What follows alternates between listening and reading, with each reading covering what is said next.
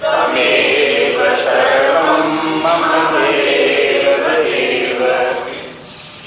ॐ पार्थाय प्रतिबोधितां भगवता नारायणेन स्वयं व्यासेन रचितां पुराणमुनिना मध्ये महाभारतम् अद्वैतामृतवर्षिणीं भगवतीम् अष्टादशाध्यायिनीम् अम्ब त्वामनुसन्दधामि भगवद्गीते भवद्वेषिणी।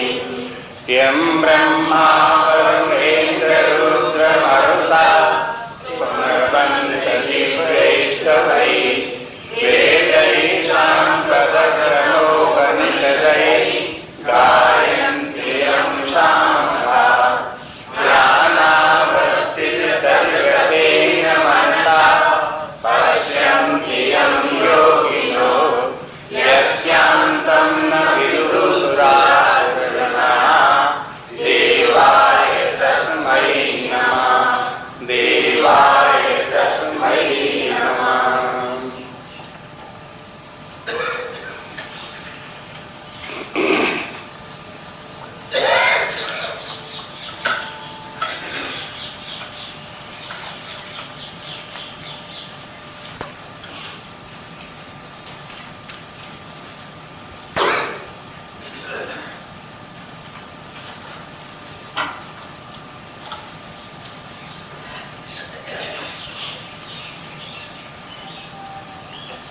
अपने धर्म ग्रंथों में गीता का स्थान प्रमुख है। वैसे अपने धर्म ग्रंथों के मूल ग्रंथ वेद हैं, उपनिषद हैं, उन्हीं के आधार पर सारा आध्यात्मिक साहित्य तैयार हुआ। लेकिन कालांतर में धीरे धीरे करके जैसे लोगों के स्वभाव, विचार, संस्कृति उनकी बदलती गई और वेदों को समझना लोगों को कठिन होने लगा, उनका अध्ययन अध्यापन कठिन होने लगा, वैसे वैसे स्मृत ग्रंथों की रचना होती गई और स्मृत ग्रंथों में गीता प्रमुख स्थान रखती है। स्मृत ग्रंथ माने वेदों के आधार पर लिखे गए जो धर्म ग्रंथ हैं वो स्मृति ग्रंथ हैं। गीता भी एक स्मृति ग्रंथ है, लेकिन उपनिषदों के समकक्ष है। स्मृति ग्रंथ बहुत से हैं, लेकिन जो स्थान गीता को प्राप्त है वो स्थान अन्य किसी स्मृति ग्रंथ को प्राप्त नहीं है। ये गीता महाभारत में उसी का एक अंग है। इसको समझने के लिए पृष्ठभूमि के रूप में महाभारत का जो इतिहास है वो भी ध्यान रखना चाहिए, क्योंकि उसका ज्ञान न होने पर कई बातों की ऐसी समस्या उत्पन्न होती है गीता में जो लोगों को समझ में नहीं आती। अगर पृष्ठभूमि मालूम हो तो फिर वो शंकाएं जो उपस्थित होती हैं व्यक्तियों की मन में, वो फिर उपस्थित न हो। इसलिए ये देखें कि लगभग आज से 5000 वर्ष पहले इतिहासकारों के मत से उस समय यहाँ कौरव और पांडव ये एक ही वंश के दो चचेरे भाई थे और एक ही कुरुवंश में पैदा हुए थे। लेकिन कुरुवंश से धृतराष्ट्र ने अपना संबंध जोड़े रखा और इनको पांडवों को पांडुपुत्र कह करके उनको थोड़ा अलग करने की कोशिश की। परिणाम ये हुआ कि यह पांडु के 5 पुत्र जो धर्मराज, युधिष्ठिर, भीमसेन, अर्जुन, नकुल, सहदेव हुए, यह पांडव कहलाए। पांडु के पुत्र होने के कारण से पांडव। यद्यपि पांडु बड़े थे और धृतराष्ट्र छोटे थे और पिता का राज्य जो है बड़े पुत्र को प्राप्त होता है, पांडु को प्राप्त होना चाहिए था। लेकिन उस समय व्यवस्था ये की गई कि चूंकि पांडु को पांडु रोग था, इसलिए उनको पांडु कहते थे। पांडु के माने पीलिया रोग, और वो इतना ज्यादा घातक था कि उसी रोग में फिर वो उनका शरीर समाप्त भी हो गया। इसलिए ये हुआ कि रोगी व्यक्ति को राजा होना ठीक नहीं है, तो तब तक ये राज्य धृतराष्ट्र को दे दिया जाए। लेकिन धृतराष्ट्र अंधे थे, वो भी राज्य को कैसे संभालते? तो उस राज्य को संभालने के लिए उनके पुत्र जो दुर्योधन था, उसके हाथ में शासन आ गया। राजा रहे धृतराष्ट्र, लेकिन सारा राज्य का कार्यभार दुर्योधन के हाथ में आ गया। धीरे धीरे दुर्योधन ही उसका स्वामी बन गया और धृतराष्ट्र का भी विरोध करने लगा। उनकी बात भी मानना उसने स्वीकार नहीं किया। निश्चय ये हुआ था उस समय कि जब ये पांडव लोग बड़े हो जाएंगे, धर्मराज युधिष्ठिर बड़े हो जाएंगे और शासन व्यवस्था चलाने के योग्य हो जाएंगे, तब ये राज्य इनको युधिष्ठिर को पुनः दे दिया जाएगा। वही राजा बनेगी। उतने काल तक के लिए ये राज्य धृतराष्ट्र के हाथ में रहेगा। लेकिन जब पांडव बड़े हो गए और अब ये चर्चा चली कि फिर अब धर्मराज युधिष्ठिर को यह राज्य उनको मिल जाना चाहिए और धृतराष्ट्र और दुर्योधन ये राज्य उनको समर्पित कर दें, उस समय सब मंत्रियों ने और दूसरे लोगों ने भी, जितने भी धर्म के विचारक थे, उन सब ने जोर दिया कि अब राज्य को दे देना चाहिए। लेकिन दुर्योधन ने वो राज्य देना स्वीकार नहीं किया। इसी के साथ साथ एक कथा और भी चलती है जो महाभारत में बड़े विस्तार के साथ है कि दुर्योधन जानता था कि ये सब धर्मराज युधिष्ठिर इत्यादि ये बड़े हो जाएंगे, तब ये राज्य इनको देना पड़ सकता है। इसलिए कोशिश ये करो कि इन पांचों को मार डालो, फिर राज्य मांगने वाला कोई रहेगा नहीं और धर्म का भी कोई बात कहने वाला रहेगा नहीं। इसलिए इन पांचों को मार डालने के लिए बार बार कोशिश होती है। अनेक प्रकार से लाक्षागृह की कथा भी आप जानते, वो भी इसीलिए थी। कई बार पानी में, समुद्र में, और उसमें उनको डुबो देने की कोशिश की गई।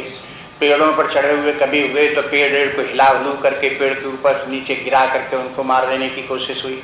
माने मारने की जितनी भी उपाय हो सकते थे और जिन लोगों को लगाया जा सकता था, वो दुर्योधन के हितैषी लोग या उसके सैनिक लोग जो कुछ थे, वो इन पांडवों को मारने की कोशिश करते रहे। अब एक तो ये था कि पांडव जब राज्य के अधिकारी हो जाएं तो दुर्योधन को चाहिए था कि उनको राज्य दे दे। तो एक तो अधर्म की बात यही थी, वो देने को तैयार नहीं हुआ। दूसरी बात ये कि वो राज्य उसके हाथ से छिन न जाए, इसलिए वो पांडवों को मारने के लिए बार बार कोशिश करता रहा। ये भी उसका अधर्म का कार्य था। ये समझना पड़ेगा दुर्योधन की तरफ अधर्म की क्या क्या बातें थी, वो बात भी ध्यान में रखनी पड़ेगी। तो दुर्योधन ने इस प्रकार से अधर्म के द्वारा उस राज्य को हथियाई रखा और उनको पांडवों को नहीं दिया। अंत में हुआ ये कि जब ये बड़े हो गए और राज्य देने की नौबत आई कि अब देना ही देना पड़ेगा, तब इनको राज्य एक बार दिया भी गया, पांडवों को प्राप्त भी हुआ। तो भी दुर्योधन ने जो ये है कि फिर युक्ति चलाई कि किसी प्रकार से इनको दिया हुआ राज्य फिर ले लें। तो अब तरीका क्या अपनाया गया कि कुछ ऐसा किया जाए जिससे कि ये पांडव लोग राज्य हार जाएं। अगर हार करके दुर्योधन को मिल जाएगा तब तो ये हुआ कि चलो अब तो हमारा राज्य जीता हुआ है। इसलिए अब ये प्रस्ताव चला, कूटनीतिक चालें चली और उसके द्वारा जो वो एक जुआ खेलने की व्यवस्था की गई और उसमें दोनों तरफ के लोग दांव लगाने के लिए बैठे। और शकुनी जो उसमें था, दुर्योधन का मामा, वो बहुत होशियार था, चतुर था वो इस कला में। तो उसने उसमें बेईमानी के साथ दुर्योधन का पक्ष लेकर के पांडवों को हरा गया। वो अपना राज्य हार गए और पत्नी भी हार गए और अपना जो है वो हो स्वयं अपने को भी हार गए। अपने हार जाने के माने ये है कि फिर ये हुआ कि दांव ये लगा कि जो व्यक्ति हार जाएगा उसे 12 वर्ष तक वन में वास करना पड़ेगा, एक वर्ष अज्ञात वास करना पड़ेगा।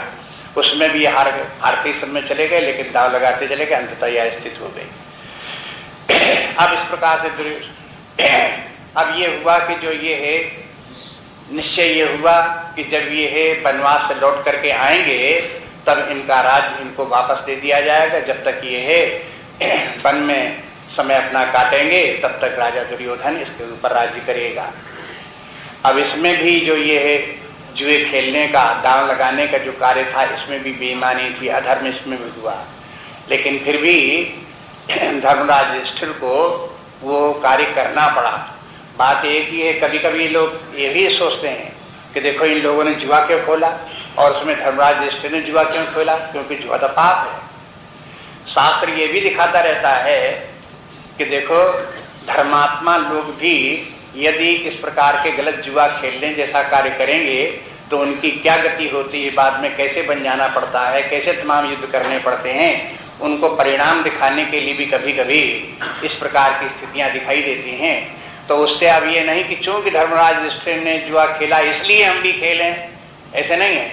चूंकि उन्होंने खेला उसका दुष्परिणाम हुआ, इसलिए हमको उससे दूर रहना चाहिए। ये शिक्षा देने के लिए शास्त्र उसका वर्णन करते हैं। और दूसरी बात ये कि एक प्रकार से जस्टिफाई करना चाहें, डिपेंड करना चाहें तो ये भी कह सकते हैं राजाओं के धर्म अलग हैं, ब्राह्मणों के धर्म अलग हैं, अन्य लोगों के धर्म अलग हैं, इनके अपने अपने स्वधर्म हैं। राजा का धर्म ये है कि अगर कोई दूसरा चैलेंज उसे करे तो उसे चैलेंज उसे स्वीकार करना पड़ता है, मना नहीं कर सकता। और इसमें जुआ खेलने का भी चैलेंज था, अगर ये मना कर देते तो भी अधर्म था। ये नहीं कह सकते थे कि जुआ जो है अधर्म है इसलिए हम खेलेंगे, नहीं। वो तो एक प्रकार के पराजित करने के लिए, जीतने और पराजित जय पराजय की प्रश्न था, उसको लेकर के वो खेला गया था। इसलिए ये ऐसी स्थिति में थे धर्मराज युधिष्ठिर के उसको मना भी नहीं कर सकते थे। परिणाम ये हुआ कि उसके बाद जुआ खेला गया, वन में भी गए और वन से लौट करके भी आए। ये सब कथा विस्तार से देखनी हो तो महाभारत में आप देख लें, ज्यादा यहाँ विस्तार बताने की जरूरत नहीं। पृष्ठभूमि के रूप में आप देखो कि जब वो वन से लौट करके आ गए तब ये था कि दुर्योधन के पास सूचनाएं गई, कहा कि अब ये राज्य जो है वापस पांडवों को मिल जाना चाहिए। अब तो इसमें कहीं कोई जो है वो हो बीच में बाधा नहीं है, धर्मानुसार पांडवों का राज्य है, अब इनको वो प्राप्त होना चाहिए। लेकिन दुर्योधन उसके लिए तैयार नहीं हुआ। कई बार इस प्रकार के प्रयास किए गए, अन्य लोगों ने भी, बहुत लोगों ने दुर्योधन को समझाया, लेकिन दुर्योधन ने माना नहीं। अंत में भगवान कृष्ण को ही दूत बना करके भेजा गया। पांडवों की तरफ से गए और दुर्योधन के पास जाकर के जो प्रस्ताव रखा कि देखो पांडवों का राज्य है, वो राज्य तुमको दे देना चाहिए, यही धर्म है। दुर्योधन ने उनकी बात मानने को तैयार नहीं हुए। भगवान कृष्ण ने दूसरे प्रस्ताव रखे कि सारा राज्य न दे दो, आधा दे दो, आधा तुम बनाए रखो, कंप्रोमाइज कर लो आपस में। इस प्रकार से दुर्योधन ने उसको भी नहीं माना। कहा कि अच्छा इतना न सही, 5 शहर दे दो, थोड़ा सा स्थान जितने तुम्हारा राज्य का है छोटा सा एक भाग दे दो, उसके लिए भी तैयार नहीं हुआ। तो कहा इतना भी नहीं कर सकते हो कि तुम 5 गांव दे दो उनको। 5 पांडव हैं, एक एक गांव में एक एक पांडव एक एक गांव का राजा बनकर के रह जाए, शहर का राजा बनकर के रह जाए, एक बस्ती का, उतना स्थान भर दे दो। कहा कि ना, प्रसिद्ध है, लोग बात कहते हैं ना उस समय कि दुर्योधन ने कह दिया कि सुई के नोक के बराबर भी हम इनको भूमि बिना युद्ध किए नहीं देंगे। भगवान कृष्ण ने समझाया दुर्योधन को कि देखो ये अधर्म है, तुम हठधर्मी कर रहे हो, अन्याय का पक्ष है। और सब लोगों से भी पूछ लो, तुम जितने हैं, ये जितने भीष्म पितामह द्रोणाचार्य और जो तुम्हारे जो कुछ धृतराष्ट्र इत्यादि हैं और जितने मंत्री इत्यादि हैं, उन सबसे भी पूछ लो, देखो कि ये सब अधर्म की बात है जो तुम कर रहे हो। दुर्योधन ने कहा कि हाँ ठीक है, हम जानते हैं कि अधर्म क्या है, हम जानते हैं कि धर्म क्या है, लेकिन धर्म के पक्ष में जाने पर और उसको स्वीकार कर लेने में तो हमारा राज्य ही जाता है, फिर हम तो कहीं के नहीं रह जाएंगे। इसलिए हम धर्म को महत्ता नहीं देते, हम राज्य को महत्ता देते हैं। देखो ये बात इतनी महत्वपूर्ण बात है कि इसको अच्छी तरह समझनी पड़ेगी, बुद्धि में खूब धारण करनी पड़ेगी, खूब अच्छी तरह से विचार करना पड़ेगा। जब दो बातें आवें, एक धर्म हो और दूसरा राज्य हो, तो दोनों में से किसको चुनना चाहिए? भगवान कृष्ण क्या कहते हैं? दुर्योधन से कहते हैं कि तुमको धर्म का पक्ष ग्रहण करना चाहिए, राज्य के मोह में नहीं पड़ना चाहिए। दुर्योधन कहता है कि धर्म में क्या धरा है, उसको धर्म का पक्ष लिए तो राज्य ही हमारा चला जाएगा, हम कैसे धर्म को स्वीकार करें? अब राज्य ही चला जाएगा कि माने उसे ये दिखाई दिया राज्य बड़ी चीज है, धर्म उसके कुछ सामने नहीं है। धर्म ग्रंथों का सबसे पहली शिक्षा यही है कि जीवन में धर्म प्रथम है और जितनी भी उपलब्धियां, भौतिक उपलब्धियां हैं वो बाद में है। धर्म के द्वारा भौतिक उपलब्धियां प्राप्त होती हैं तो वो व्यक्ति के लिए, जीवन के लिए कल्याणकारी हैं, उपयोगी हैं, सुख देंगी।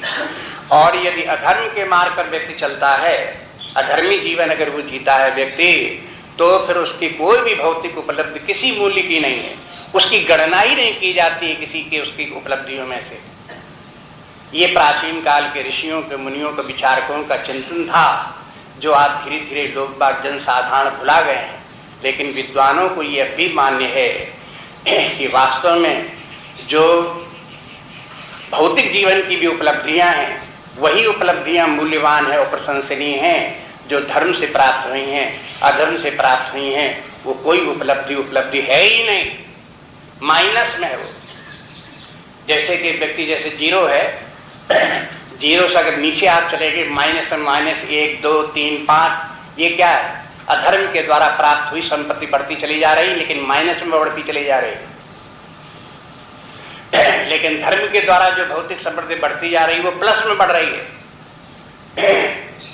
वो व्यक्ति उतना ही अधिक जितना धर्म और फिर उसके भौतिक उपलब्धि, तब जाकर के वो उपलब्धि व्यक्ति की जो वो हो किसी काम की है। देखते हैं कि जो जहां चार पुरुषार्थों की बात आती है, धर्म, अर्थ, काम और मोक्ष, उसमें धर्म, अर्थ और काम को अभ्युदय कहते हैं। अभ्युदय, अभ्युदय का अंग्रेजी में ट्रांसलेट करेंगे तो बोलेंगे प्रॉस्पेरिटी, माने वर्ल्डली प्रॉस्पेरिटी जिसको कहते हैं, वो धर्म, अर्थ और काम, इन तीनों को मिला करके वो है। लेकिन धर्म जहां है ही नहीं और प्रॉस्पेरिटी है, वो प्रॉस्पेरिटी नहीं है, वो तो चोरों का खजाना है।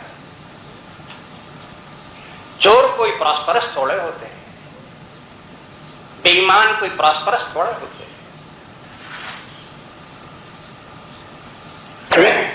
ये बात जो है, ये धर्म की बात अगर समझ में नहीं आई तो आगे फिर वेदांत की बात, आत्मा परमात्मा की बात समझने का स्थान उन लोगों के लिए कहाँ है जिन लोगों की बुद्धि में ये चढ़ा हो, अरे धर्म में कुछ नहीं है, ये सब कुछ संपत्ति जो है चाहे बेईमानी से आई हो चाहे चोरी से आई हो, वही जीवन का सब कुछ आधार मूल्य है।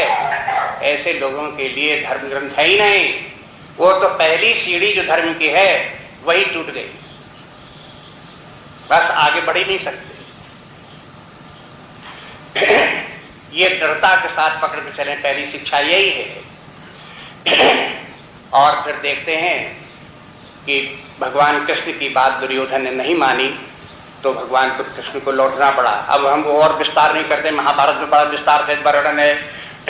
भगवान कृष्ण गए, दुर्योधन ने बहुत कोशिश की कि इनको राजभवन में रखें और बहुत ठाट बाट में इनको रखें और इतना इनको जो है भौतिक उपलब्धियां इनको प्रदान कर दें, उपलब्ध कर दें कि उनको पा करके ये गदगद हो जाएं और फिर हमारे पक्ष में बोलने लगें।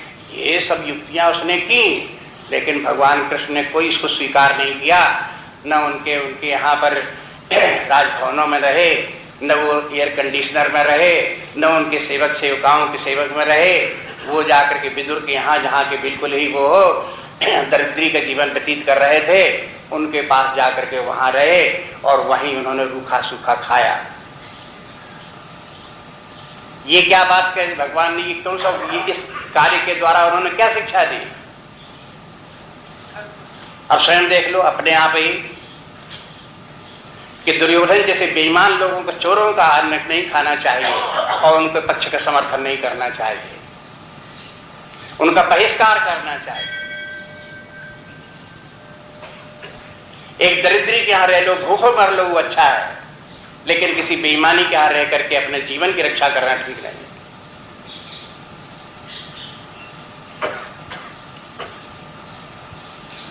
बस इसके बाद परिणाम ये हुआ कि जब उस युद्ध समझाने पर बाद में निश्चय हो गया दुर्योधन के सामने कि वो युद्ध किए बिना नहीं काम बनेगा, तो फिर युद्ध की तैयारियां होने लगी। कहा ठीक है, युद्ध ही होगा फिर। और फिर निश्चय हुआ कुरुक्षेत्र के मैदान में दोनों तरफ की सेनाएं इकट्ठी होने लगी।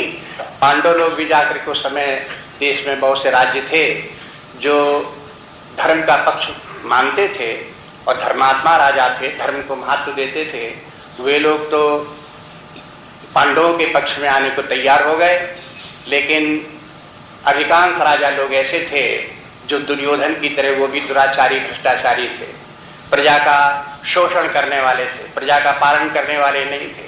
वे अपने ही राज्य भोग और सुख भोग के लिए राजा बने हुए थे, प्रजा की सेवा करने के लिए राजा नहीं थे।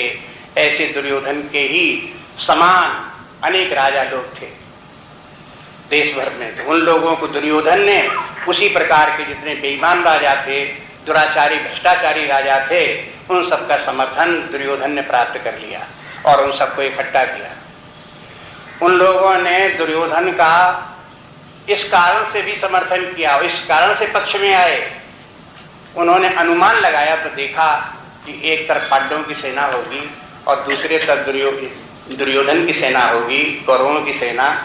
इस सेना में अधिक तो होंगे दुर्योधन की तरफ ही, पांडवों की तरफ तो बहुत थोड़े लोग आएंगे। कितने लोग आएंगे? फिर उन लोगों ने सोचा कि इसमें जो ये है राजा तो इस समय दुर्योधन है, इसलिए सारी शक्ति तो दुर्योधन के हाथ में, पांडवों के हाथ में राज्य तो है नहीं। इसलिए अगर युद्ध भी करेंगे तो इनमें कितनी शक्ति होगी, कहां जीते जाते हैं। इसलिए राजा का पक्ष करना चाहिए। एक राजा ने दूसरे राजा का समर्थन करने की वजह से और पांडवों को ये समझ दुर्बल समझ करके उनका विरोध करने को तैयार हो गए।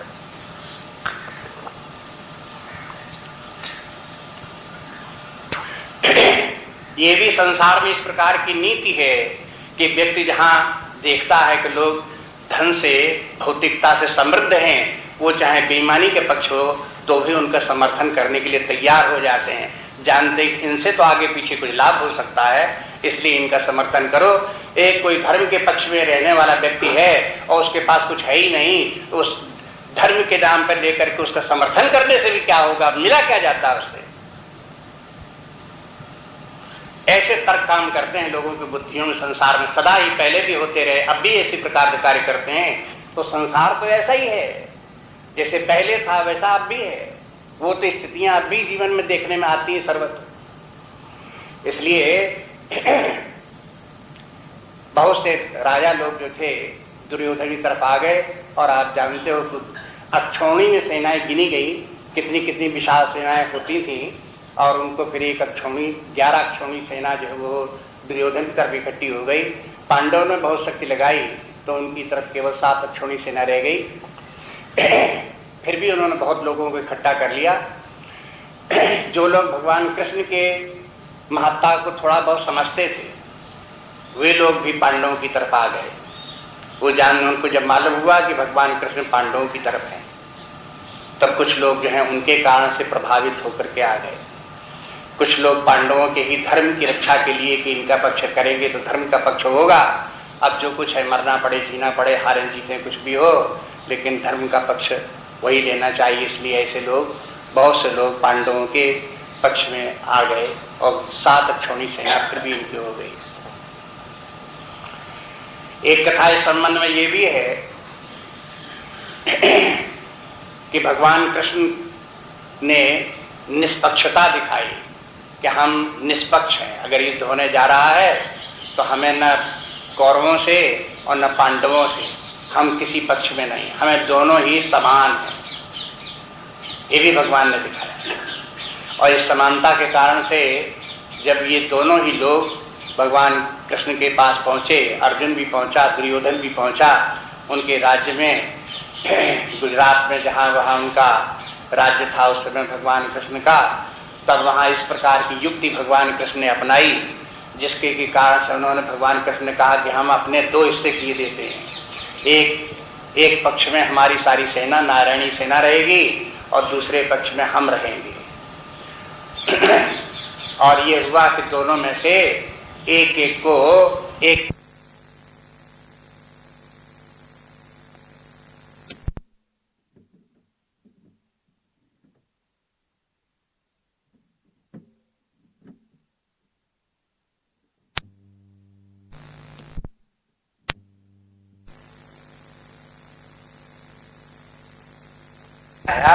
कि इनको भगवान कृष्ण को ही अपने पक्ष में लेना चाहिए, और उनसे कहा कि हम तो आपको ही चाहते हैं। तो दुर्योधन उछल पड़ा, बड़ा प्रसन्न हो गया। कहा कि ये तो अगर हमसे भी पहले कहा जाता कि तुम मांग लो तो हम तो यही मांगते कि सेना हमें अपनी इतनी विशाल सेना जो है वो हमको दे दो। एक व्यक्ति को लेकर के हम क्या करते जिसके जो हाथ में एक तलवार उठाने को भी तैयार नहीं, धनुष बाण हाथ में लेने को तैयार नहीं, ऐसे व्यक्ति को लेकर के हम क्या करेंगे? जहाँ युद्ध का काम है वहां तो सैनिकों की जरूरत पड़ेगी, अस्त्र शस्त्र चलाने पड़ेंगे। अब देखो बुद्धिमानी किस बात में है, देखो बुद्धियां कैसे काम करती, जस्टिफाई तो यही, दुर्योधन की बुद्धि यही जस्टिफाई करेगी कि जब युद्ध का काम हो रहा है तो वहां पर अगर 25-50 हजार, 1 लाख, 2 लाख व्यक्ति जो है वो सैनिक मिल रहे हैं, धनुष बाण धारण किए, तलवार लिए हुए, घोड़ों चढ़े, रथों बैठे हुए, हाथी बैठे हुए, इस प्रकार की सेना मिल रही है, तो वो काम की सेना है कि एक व्यक्ति काम का है जो अस्त्र शस्त्र भी नहीं चलाएगा। दोनों का मूल्यांकन किया तो मूल्यांकन में ये दिखाई दिया कि सेना ज्यादा शक्तिशाली, ज्यादा महत्वपूर्ण है, मूल्यवान है, एक व्यक्ति नहीं है। लेकिन दुर्योधन की बुद्धि वही काम कर रही थी, इसके पास अर्जुन की बुद्धि वही काम कर रही थी, और वो ये सोच रहा था कि जिस व्यक्ति ने इतनी बड़ा राज्य स्थापित कर दिया, इतनी बड़ी सेना स्थापित कर दी और इतना शक्तिशाली बन गया, वो व्यक्ति बड़ा है कि उसकी सेना बड़ी है।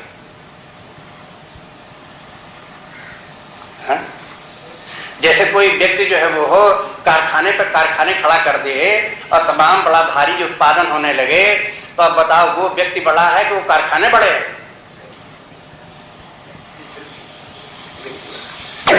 जब जो इस तरह से अर्जुन ने जब ये सोचा तो उसने सोचा इस व्यक्ति को लेना चाहिए, ये ऐसी इसकी बुद्धि है कि इसकी बुद्धि का अगर हम प्रयोग कर सके तो फिर ये जो है ये ऐसी सेना क्या है, ऐसी तो तमाम सेनाएं इकट्ठी हो जाएंगी। देखो इससे बराबर शास्त्र जो है वो हो, जीवन के जो विभिन्न स्तर हैं और उनके मूल्यांकन हैं, वो शास्त्र में आपको कहानियों में भी मिलते रहते हैं। कोई गीता ही शास्त्र में नहीं, गीता में आके तो मिलेगा आकर के, लेकिन अन्यान्य भी आप भी देखेंगे सब जगह इस प्रकार की बात आपको मिलती रहती है, स्पष्टीकरण मिलता रहता है इसका।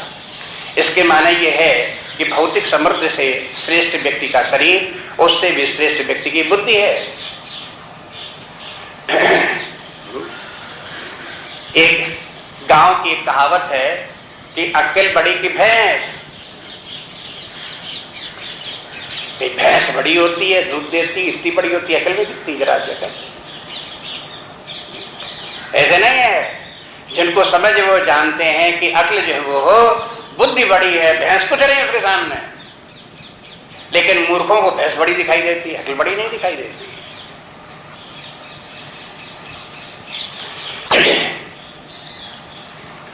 इसलिए मूल्यांकन करो, जीवन के उच्च मूल्य क्या है।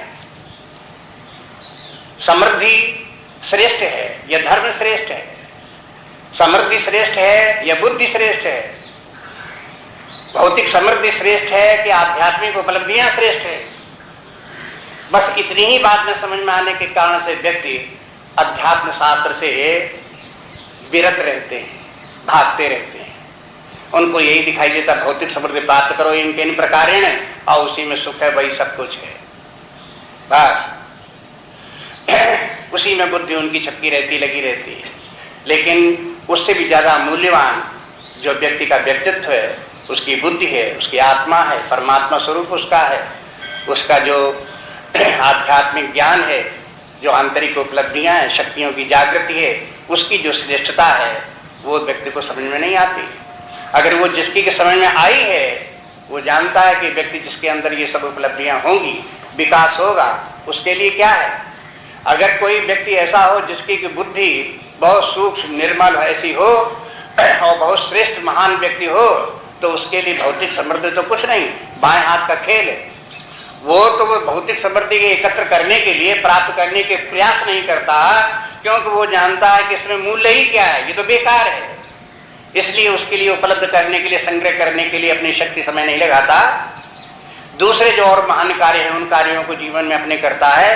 अन्यथा यदि कोई व्यक्ति ऐसे लोगों में से जिन लोगों को आत्मज्ञान परमात्म ज्ञान प्राप्त हुआ है, महानता श्रेष्ठता इन लोगों को प्राप्त हुई है, यदि ऐसे लोग कदाचित कभी कारखाने लगाने और धन संपत्ति इकट्ठी करने, प्रोडक्शन बढ़ाने, इस प्रकार के कार्य में लग गए होते, तो उनके समान कोई ऐसा महान व्यक्ति न हुआ होता। बहुत बड़े कार्य उन्होंने कर डाले होते इस प्रकार के, लेकिन जानते ही तुच्छ बात है। स्वामी शिवानंद जी ने एक जगह अपनी पुस्तक में लिखा है कि आज से 70-80 वर्ष पहले कभी हेनरी फोर्ड नाम का एक व्यक्ति हुआ और उसने अमेरिका में कारखाना लगाया, मोटर कारखाना, और वो बिल्कुल दरिद्री, बचपन में बिल्कुल दरिद्री था। माँ बाप भी बचपन में मर गए थे। एक लोहार के यहाँ हथौड़ा चलाना और धोखने वाला काम वहाँ नौकरी उसने की थी। उसने वो अपनी लगन में जुटा रहा, लगन में लगा रहा, और फिर उसने तमाम मशीनें चलाना, कारखाना चलाना, ये सब उसने सीखा, और जैसे जैसे कार्य करता गया तैसे तैसे आगे बढ़ता गया और आगे बढ़ता गया, और अंत में फिर वो ये सब इतना कारीगर हो गया, इतना कि सब ये सब प्रकार के बना ले, चीजें बना ले, और पूरी मोटर बनाने का कार्य उसे आ गया। और फिर उसने उसका कारखाना भी शुरू किया, और कारखाना भी इतना बड़ा कारखाना लगा दिया कि प्रिंस ऑफ वेल्स उस समय के जो थे वो गए कारखाना देखने के लिए। तो उसने जितनी देर में एक कारखाना में घुसा वो दिखाया कि देखो यहाँ से रॉ मटेरियल आता है, ये लोहा है, इसको गर्म किया जा रहा है, साफ किया जा रहा है, यहाँ ढलाई का कार्य हो रहा है, ये सब पुर्जे बन रहे हैं, ये सब दिखाता हुआ आगे तक जब तक गया, और देखो ये सब पुर्जे यहाँ पर तैयार किए जा रहे हैं, फिटिंग हो रही है, ये इनके जो है इनकी खराद की मशीनें ये लगी हुई, इनकी खराद हो रही है, यहाँ पर इनका फिटिंग हो रही है। और जब तक बाहर निकले कारखाने से, तब तक उनको एक कार उसने भेंट कर दी। कहा कि जो आप वहां पड़ा हुआ लोहे का ढेर आप देख रहे थे, रॉ लोहा, वो इस समय आपके से इतनी ही देर में कार बना हुआ तैयार है, उसी को आपको हम प्रेजेंट कर रहे हैं। इतना बड़ा कारखाना उसने लगा दिया। स्वामी शिवानंद जी कहते हैं कि वो व्यक्ति जो कि अपने जीवन में इतनी उन्नति कर सका और इतनी लगन से लगा रहा, इतना परिश्रम कर सकता था, लेकिन क्या बताएं, वो एक ऐसे समाज में पैदा हुआ, एक ऐसी जगह पैदा हुआ जहां धन ही सबसे बड़ी महत्वपूर्ण वस्तु थी। उसी के लिए उसने अपना जीवन जिया। कदाचित उसको अध्यात्म विद्या का पता चल जाता और उसने सीखी होती तो निश्चय ही वो ब्रह्म विद्या का महान ज्ञानी व्यक्ति बनता। स्वामी शिवानंद जी का उसके संबंध में कहना। अब कोई भौतिकवादी व्यक्ति हो तो क्या कहेगा? अब देखो, हेनरी फोर्ड ने इतना बड़ा कारखाना लगा दिया, ये बड़ा कार्य किया और ब्रह्म ज्ञानी हो गया होता तो कौन बड़ी बात थी, उसे क्या होता? कोई व्यक्ति इसी प्रकार प्रश्न पूछते रहते, अगर कोई मुक्त भी हो गया तो क्या फायदा हुआ? परमात्मा को प्राप्त भी कर लिया तो क्या फायदा हुआ? माने समझ ही नहीं आता उसका मूल्य, जो जीवन के उच्च मूल्य हैं उनकी महत्ता ही लोगों को समझ में नहीं आती। इसलिए शास्त्र बार बार समझाते रहते हैं कि देखो, भौतिक समृद्धि की अपेक्षा आध्यात्मिक समृद्धि हजारों गुनी श्रेष्ठ है, लाखों गुनी श्रेष्ठ है, क्योंकि उसी में जीवन के उच्च आनंद उसी में है। भौतिक समृद्धि भले ही धर्म के अनुसार प्राप्त हुई हो तो भौतिक सुख से प्राप्त करा दे, कीर्ति प्राप्त करा दे, स्वर्ग भी प्राप्त करा दे, लेकिन ये सब नाशवान है, स्थायी वस्तु कोई इससे धर्म से प्राप्त होने वाली नहीं है। कर्म के द्वारा, भौतिक समृद्धि के द्वारा कोई व्यक्ति शाश्वत आनंद प्राप्त करना चाहे, नित्य आनंद प्राप्त करना चाहे, अथवा समस्त दुखों से छुटकारा चाहे, तो इसके द्वारा नहीं हो सकता। ये जिसकी जब विचार करते करते धीरे धीरे ये बातें समझ में आती हैं, तब ज्ञात होता है कि व्यक्ति का जीवन जो है वो भौतिक जीवन की अपेक्षा आध्यात्मिक जीवन क्यों श्रेष्ठ है। पहली बात तो ये कि अधर्म से धर्म श्रेष्ठ है। इस कथा के पीछे जो है ये है, ध्यान रखें, अधर्म का जीवन जी करके जहां इतनी समृद्धि कोई व्यक्ति प्राप्त करे तो उसको अपने मन में ये समझना चाहिए कि जिस व्यक्ति के पास वो समृद्धि है या अपने पास भी उस प्रकार की समृद्धि है तो वो माइनस में है। अगर धर्म के द्वारा अगर वही समृद्धि प्राप्त करता है तो उसको प्लस मान सकता है कि समृद्धि है, लेकिन फिर भी भौतिक समृद्धि है। भौतिक समृद्धि के माने अपने बाहर से जो हमको भौतिक सुविधाएं दे सकती वही समृद्धि है, उससे कोई अपना विकास तो हो नहीं गया है। तो अपने आंतरिक विकास का जो है वो उस भौतिक समृद्धि से भी ज्यादा अपना आंतरिक विकास वो श्रेष्ठ है। इसलिए जब चार पुरुषार्थों में एक तो अभ्युदय और दूसरा निःश्रेयस, निःश्रेयस के माने मोक्ष, धर्म अर्थ काम और मोक्ष, मोक्ष निःश्रेयस, निःश्रेयस के माने मोक्ष को निःश्रेयस क्यों बोले कि मोक्ष जो है जीवन की सबसे बड़ी उपलब्धि है, परम प्राप्तव्य हो, क्योंकि उस अवस्था में पहुंच करके जो व्यक्ति के साथ में अनपेक्षित लगा हुआ है दुख क्लेश भय चिंता पीड़ा इत्यादि उन सब से छुटकारा वही होता है। इसलिए वो उनसे सबसे अशुभ से छुटकारा ही मुक्ति है और वही निःश्रेयस है। निःश्रेयस के माने उससे बड़ा कोई श्रेय नहीं, उससे बड़ी और कोई उपलब्धि हो नहीं सकती, न इस लोक में न परलोक में, स्वर्ग आदि से भी ऊंची स्थिति है। इसलिए ये निःश्रेयस किस प्रकार से महत्वपूर्ण है, इसकी महत्ता क्या है, इसको भली भांति समझ करके तब इस अध्यात्म विद्या का अध्ययन करें।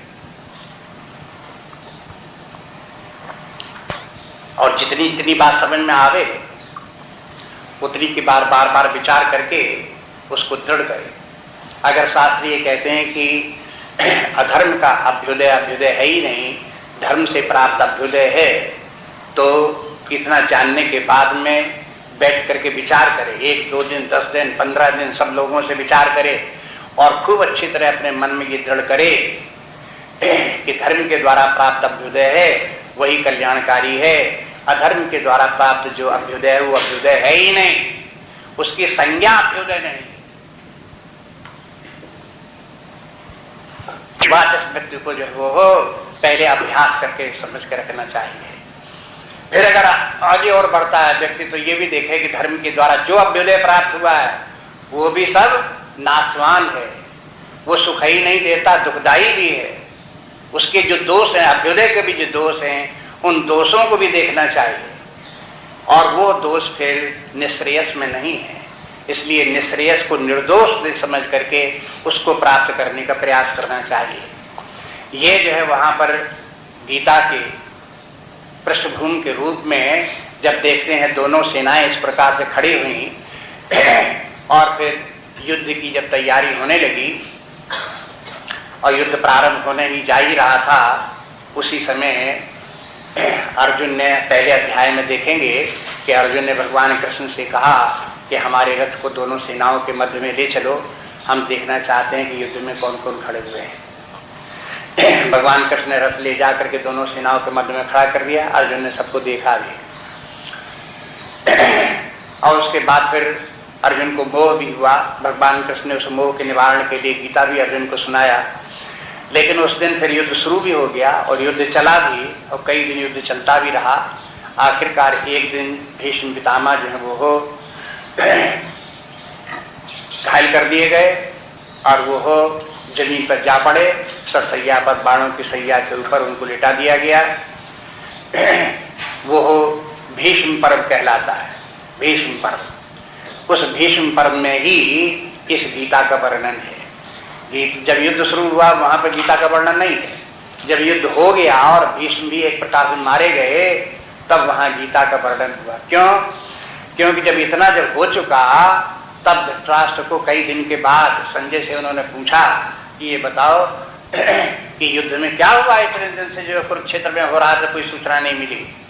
तो संजय ने बताया कि भाई दोनों तरफ की सेनाएं पहले दिन इकट्ठी हुई थी, तो वहां पर इस प्रकार की स्थिति आई कि भगवान कृष्ण ने अर्जुन को इस प्रकार का उपदेश दिया, नहीं तो अर्जुन तो युद्ध नहीं करना चाहता था। तो जो उस दिन तो संजय का संवाद हुआ, उस संवाद के रूप में ही गीता है, वहां इसका वर्णन है। सीधे सीधे उस समय का वर्णन नहीं है जबकि भगवान कृष्ण अर्जुन को उपदेश दे रहे हो, उसी समय का वर्णन हो, बाद का है। इसके माने ये एक शंका लोगों को और होती, उसका भी समाधान इसमें मिल जाता है कि भगवान कृष्ण ने अर्जुन को जो कुछ भी बताया वो इतना विस्तार नहीं था जितना कि गीता में है, और भगवान कृष्ण को अर्जुन को समझाने के लिए उतना समय भी नहीं लगा जितना कि गीता के अध्ययन करने में लोगों को लगता है। उसके बाद जब कई दिन के बाद जब संजय ने धृतराष्ट्र को जब ये सब बात सुनाई तब वो गीता का थोड़ा विस्तार हो गया, क्योंकि अर्जुन जो है वो धृतराष्ट्र की अपेक्षा आध्यात्मिक दृष्टि से कुछ श्रेष्ठ पुरुष था। श्रेष्ठ पुरुषों को अध्यात्म विद्या संक्षेप में समझ में आ जाती है, लेकिन जो निम्न स्तर के व्यक्ति हैं उनको ये अध्यात्म विद्या देर में समझ में आती है। धृतराष्ट्र को ये बात समझाने के लिए संजय को थोड़ा विस्तार करना पड़ा, तो उसमें जो कुछ भगवान कृष्ण ने अर्जुन को समझाया था संजय ने थोड़ा विस्तार करके धृतराष्ट्र को समझाया। और फिर उसके बाद ये सब वो तो समझा, तो जवानी समझाया, कोई लिखा थोड़े उस समय, नए श्लोक बनाए, लेकिन फिर व्यास जी ने महाभारत की ग्रंथ की रचना की तो उसमें जब प्रसंग आया ये भगवान कृष्ण के उपदेश का, तो उस समय व्यास जी ने बड़ी एकाग्रता के साथ में भगवान कृष्ण के साथ तादाद में रखते हुए भगवत बुद्धि प्राप्त करके तद्भाव भावित होकर के भगवान के उपदेशों को व्यास जी ने लिखा और उसको श्लोकबद्ध किया। महाभारत सब श्लोकों में, गीता को भी उन्होंने श्लोकबद्ध किया।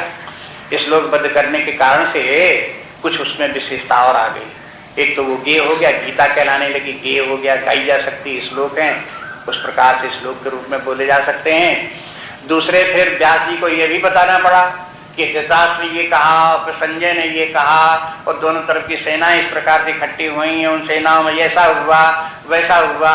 और फिर अंत में जब 18वां अध्याय समाप्त होने लगा तब संजय फिर बताने लगे इस प्रकार से अर्जुन का जो मोह दूर हो गया, और फिर प्रशंसा करने लगे संजय, अर्जुन की प्रशंसा करने लगे, भगवान कृष्ण की प्रशंसा करने लगे। 18वें अध्याय में 8-10 श्लोक इसी बात के, गीता की प्रशंसा करने लगे। तो अब ये सब आ गई तो गीता का ग्रंथ जो वो इन सब में सब क्षेपक उसमें बढ़ गए, इसलिए जो वो हो उसका थोड़ा विस्तार हो गया। इसलिए जो लोग दूर से गीता को देखते हैं और पृष्ठभूमि उनको पता नहीं, उनको ये शंका होती है कि ये क्या बात है कि इतनी बड़ी गीता 18,700 श्लोक, इनको सुनाने में अगर कोई व्यक्ति रटे रटाए भी हो और किसी को सुनाना चाहे तो भी 2-3 घंटे लग जाएंगे। क्या इतनी देर तक सेनाएं दोनों तरफ भी खड़ी रहीं और फिर युद्ध नहीं हुआ? लेकिन नियम भी उस समय का इस प्रकार का था कि जब तक कि दोनों तरफ के लोग युद्ध करने को तैयार न हो तब तक युद्ध प्रारंभ नहीं होता था। इसलिए अगर मान लो घंटे भर तक दोनों तरफ की सेनाएं खड़ी रहें और युद्ध प्रारंभ न हो तो दूसरी तरफ से युद्ध प्रारंभ नहीं होता। अगर एक तरफ से युद्ध प्रारंभ करने की घोषणा भी कर दी जाए और दूसरे तरफ के लोग अपने अस्त्र शस्त्र न संभालें और युद्ध न करें तो भी युद्ध नहीं होगा। पहले अध्याय में देखते हैं कि उस तरफ जो वो हो दुर्योधन के पक्ष में जो द्रोणाचार्य थे उन्होंने शंख बजा भी दिया, उन्होंने जो भीष्म पितामह थे उन्होंने शंख बजा भी दिया कि युद्ध शुरू हो जाए, लेकिन युद्ध शुरू होने की घोषणा कर भी दी, हो भी गई युद्ध की घोषणा, लेकिन युद्ध शुरू नहीं हुआ। क्यों? कि अभी देख रहे हैं कि अर्जुन तो दोनों सेनाओं के मध्य में खड़ा हुआ है। उसी बीच में इन्होंने धर्मराज युधिष्ठिर ने क्या किया कि वो अपने रथ से उतरे और जितनी दूर तक दूसरी सेना जितनी दूर पर खड़ी हुई थी पैदल पैदल पैदल पैदल जा करके वहां द्रोणाचार्य के पास भीष्म पितामह के जहां रथ था वहां तक वो गए पैदल। अब जो व्यक्ति पैदल चला आ रहा है, निरस्त्र चला आ रहा है, तो उस समय ऐसा नहीं कि दूसरी तरफ पे कहेगा अच्छा शत्रु आ गया हमारी तरफ, मारो इसको यहीं काट फेंक दो, ऐसे नहीं हुआ। उस समय किसी ने अस्त्र शस्त्र नहीं चलाए, सब खड़े देखते रहे क्या बात है, क्यों आ रहे हैं। हो सकता है समर्पण करने आ रहे हो कि हम युद्ध नहीं करेंगे, हमने हार मान ली, चलो तुम्हारी तरफ बहुत बड़ी सेना है, ऐसा ही हो, ऐसे विचार करते हैं लोग। और विचार उसको उनको कहीं मारा नहीं उनको, और न युद्ध के लिए उनको ललकारा। और धर्मराज युधिष्ठिर उनके पास जाकर उनको प्रणाम किया तो उन लोगों ने आशीर्वाद भी दिया, उनको कहा कि राजन तुम्हारी विजय हो। इन्होंने ये कहा कि भगवान जब आप दूसरे पक्ष में खड़े हो सामने तो हमारी विजय कैसे होगी? हाँ? तब ये भी कहा कि देखो विजय जो होती है वो तो होती है, जो धर्म का पक्ष होता है उसी की विजय होती है, अधर्म के पक्ष की विजय नहीं होती है। अब वहां पर और व्यास जी ने वर्णन भी कर दिया कि आखिरकार ये भी बात आई कि फिर ये द्रोणाचार्य जैसे भीष्म पितामह जैसे लोग जो धर्मात्मा लोग हैं, धर्म को जानने वाले हैं, धर्म का समर्थन करने वाले, ये अधर्म की तरफ क्यों है? तो इस प्रकार की भी शंकाएं आती हैं। ऐसी अनेक शंकाएं, शास्त्रों की रचना ही इस प्रकार की गई है जैसे लोगों को शंका हो। क्यों शंका हो? इसलिए शंका हो कि जब शंका होगी तब उसका समाधान होगा और तब रहस्य व्यक्ति को समझ में आएगा। अगर ये शंका न हो तो ये कैसे पता लगे कि कभी कभी व्यक्ति जो है धर्मात्मा व्यक्ति भी अधर्म का पक्ष लेते हैं। क्यों लेते हैं? उनकी भी एक दुर्बलता होती है, उनका धर्म अपना धर्म था। भीष्म पितामह द्रोणाचार्य ये समझ रहे थे कि हमने दुर्योधन का अन्न खाया, इसलिए अब जब युद्ध की बात आई है तो हमें इन्हीं की तरफ से युद्ध करना पड़ेगा। और उस समय की प्रथा भी यही थी, यही धर्म माना जाता था कि भाई जो जिसका अन्न खाए उसकी तरफ से बोले, उसकी तरफ से लड़े। अन्न व्यक्ति को पराधीन कर देता है, जिसका अन्न खाता है व्यक्ति उसके अधीन हो जाता है। वो जिस प्रकार से नाच नचाए उस प्रकार से नाचना पड़ेगा।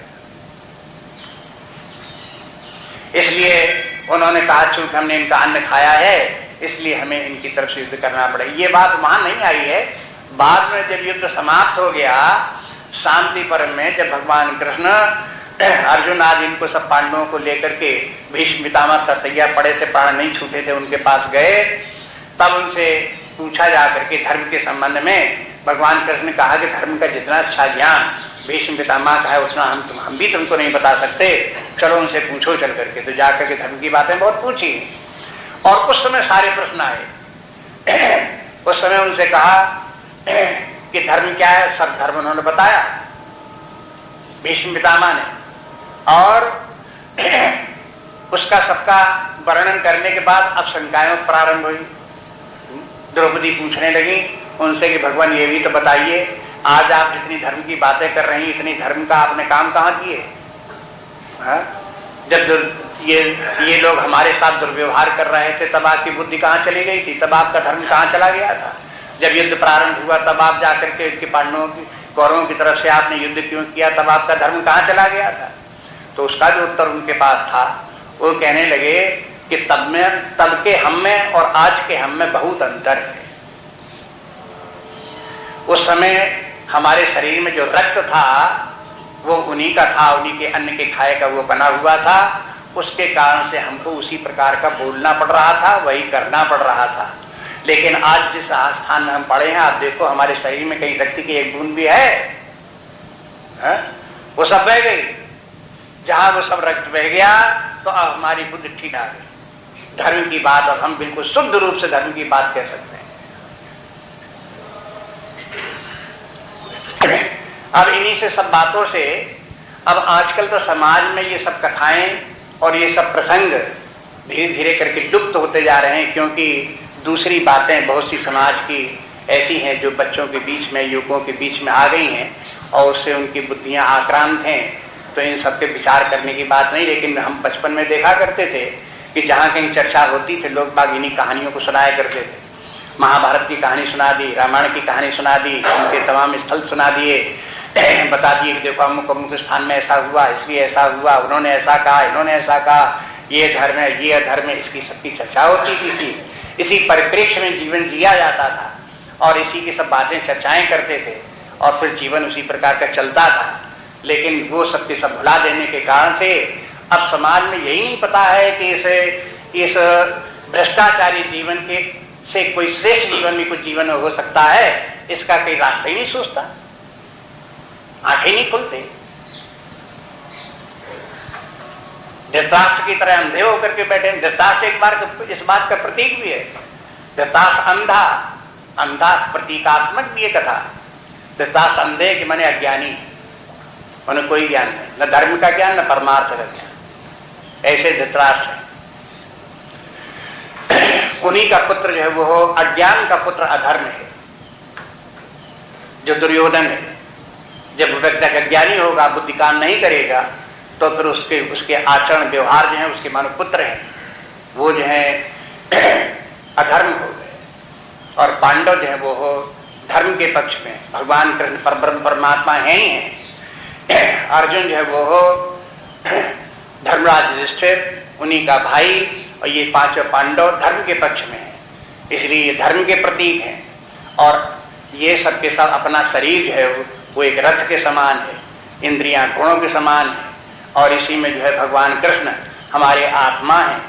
अर्जुन जो है इसका हमारा जो है वो जीव है, और जो धर्म के अनुसार चलने वाला है, जिसके साथ में ये सब जितने भी सात्विक गुण हैं, धर्म के साथ में धर्म है, न्याय है, सदाचार है, इस प्रकार के जितने कर्तव्य का पालन है, ये सब अर्जुन के साथ में है।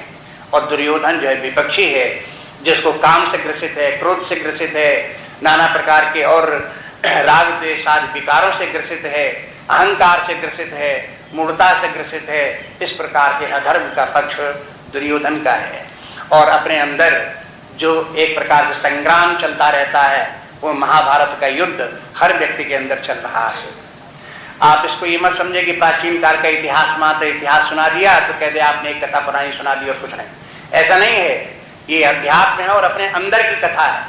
अपने अंदर ही देखोगे ये सब के सब इस प्रकार से युद्ध चल रहा है। और जब जीव जो है वो भगवान कृष्ण की जैसे शरण में गया, इसी प्रकार से भगवान की परमात्मा की शरण में जीव रहता है, वो धर्म के पक्ष में रहता है और उसकी जीवन में विजय होती है। और जो विरोधी दल है, दुर्योधन का दल माने दुराचारियों का दल, और जो दुर्गुणों का दल है, वो दल उसकी तरफ परमात्मा जो है उसके परमात्मा उसके पक्ष में जाना भी चाहे तो परमात्मा का पक्ष नहीं स्वीकार करता। हाँ?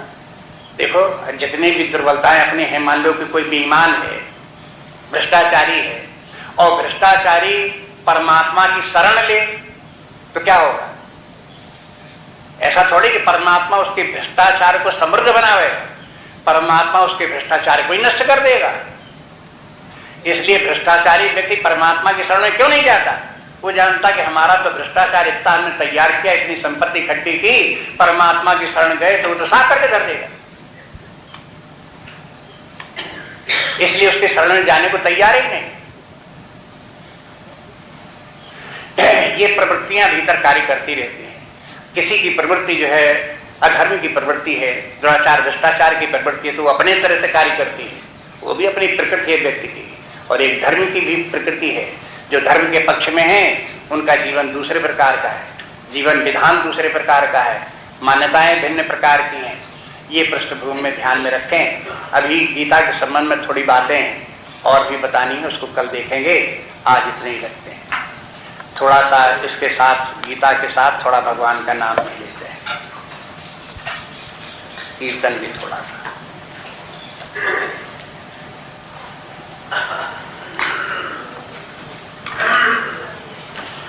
श्री कृष्ण गोविंद हरे मुरारे,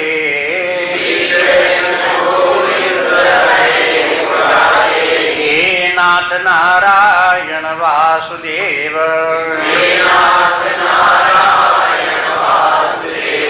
श्री कृष्ण गोविंद हरे मुरारे,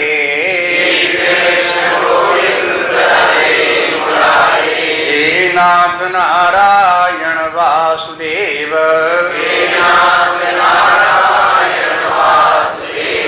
श्री कृष्ण गोविंद हरे मुरारे,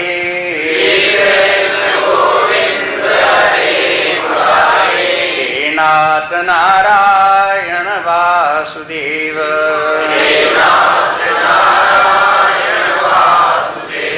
श्री कृष्ण गोविंद हरे मुरारे,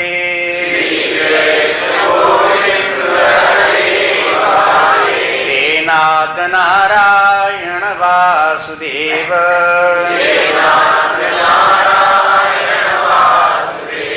श्री कृष्ण गोविंद हरे मुरारे,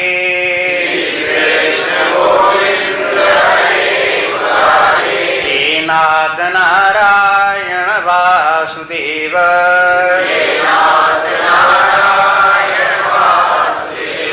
श्री कृष्ण गोविंद हरे मुरारे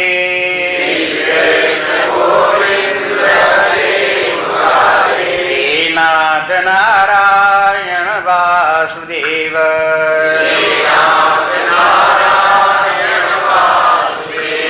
श्री कृष्ण गोविंद हरे मुरारे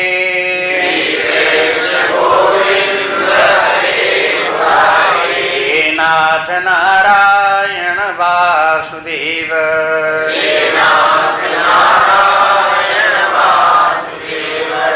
कृष्ण गोविंद हरे मुरारे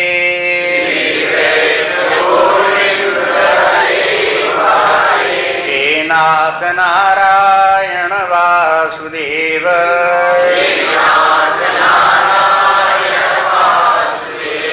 श्री कृष्ण गोविंद हरे मुरारे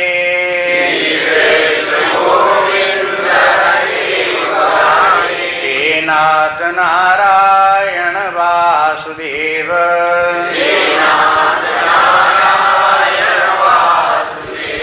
हे नाथ नारायण वासुदेव